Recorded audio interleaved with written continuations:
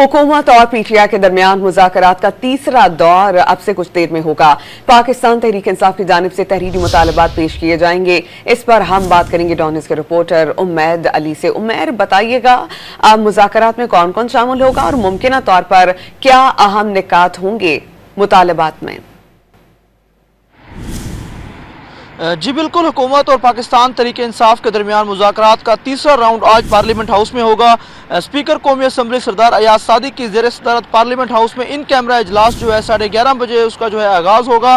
ताहम अगर हुकूमती जो मुज़ाकराती टीम के जो तर्जमान है इरफान सदीकी, उनका कहना है कि पाकिस्तान तहरीक इंसाफ अपोजिशन जो है आज तहरीरी तौर पर अपने मुतालबात जो है कमेटी इजलास के सामने रखेगी। उसके बाद जो है हुकूमत इसका जायज़ा लेगी कि जो उनके तहरीरी मुतालबात हैं उनके ऊपर हुकूमत उनको क्या रिलीफ दे सकती है या हुकूमत उससे मुतालिक उनके जो मामलात हैं उस पर क्या उनको जो है वो रिलीफ मुहैया किया जा सकता था। हम जो पाकिस्तान तहरीक इंसाफ है अपोजिशन की मुज़ाकराती टीम, उनका ये कहना है कि उन्होंने बानी पीटीआई से तमाम तर जो है डायरेक्शंस हिदायत जो है ले ली हैं। वो उन हिदायत की रोशनी में जो है अपने मुतालबात जो है वो तहरीरी तौर पर आज जो है कौमी असम्बली का जो इन कैमरा इजलास होगा सरदार अयाज सादिक की ज़ेर सदारत, उसमें वो जो है तहरीरी मुतालबात अपने सामने रखेंगे। तो हम इस हवाले से जो अपोजिशन जो रहनुमा है उनका ये कहना है कि जो 9 मई और जो 26 नवंबर के वाक़यात हुए हैं उस पर जुडिशल कमीशन जो है उसका मुतालबा उनका सामने आया कि उस पर जुडिशल कमीशन बनाया जाए और जो उनके असीरान हैं जो इस वक्त कैदी हैं उनके भी जो है रिहाई का जो है अमल वो भी जो है यकीनी बनाया जाता है। हम इस हवाले से जो मुज़ाकरात हैं वो आज 11:30 बजे इन कैमरा पार्लियामेंट हाउस में होंगे।